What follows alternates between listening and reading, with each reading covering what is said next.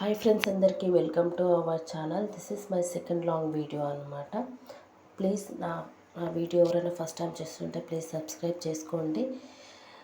Curry name వచ్చేసరికి ఏంటిదంటే శనగపప్పు టమాటా కూర. ఇది నేను కాదు, మా అత్తమ్మ చేస్తుంది అనమాట. నేను వాయిస్ ఓవర్ ఇస్తున్నా. నేను ఈ పేరు వినడమే ఫస్ట్ టైం అనమాట. నేను ఎప్పుడు వినలేదు.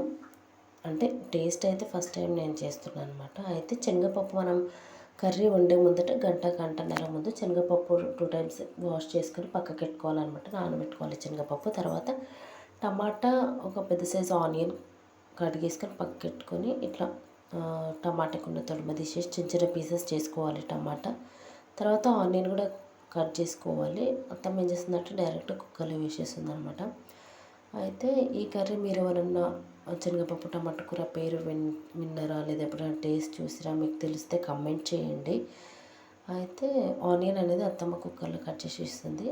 తర్వాత స్టవ్ వెలిగించి కుక్కర్ పెట్టేసేసి ఆనియన్ కట్ చేసింది కదా, అంటే పచ్చిమిర్చి కూడా కట్ చేసింది అనమాట. కట్ చేసి 2.5 చెంచాలు నూనె కూడా వేసిందనమాట.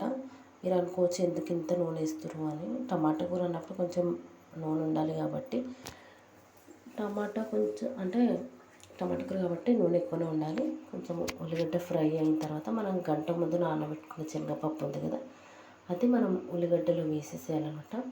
ఉల్లిగడ్డ అప్పటిలోపు ఫ్రై అవుతుంది కదా, శనగపప్పు కూడా వేసి శనగపప్పు ఉల్లిగడ్డ కొంచెం ఫ్రై అయ్యేంత వరకు ఒక 1-2 మినిట్స్ ఉంచాలి.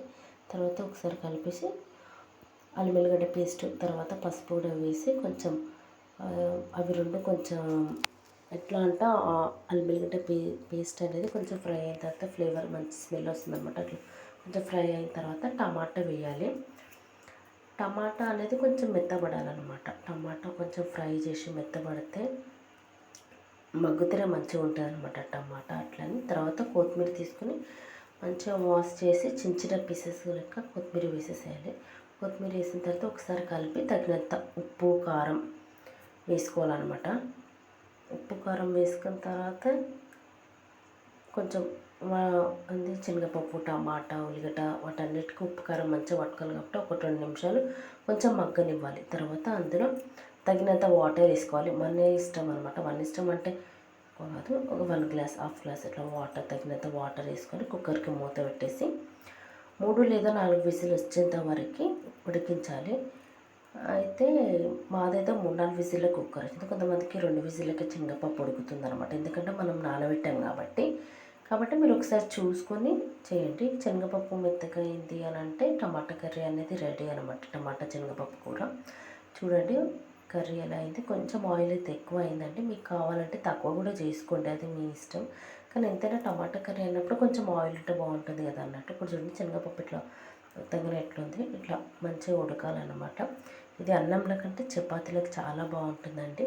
మీరు లాస్ట్ వరకు వీడియో చూసినందుకు థ్యాంక్ యూ. Please subscribe.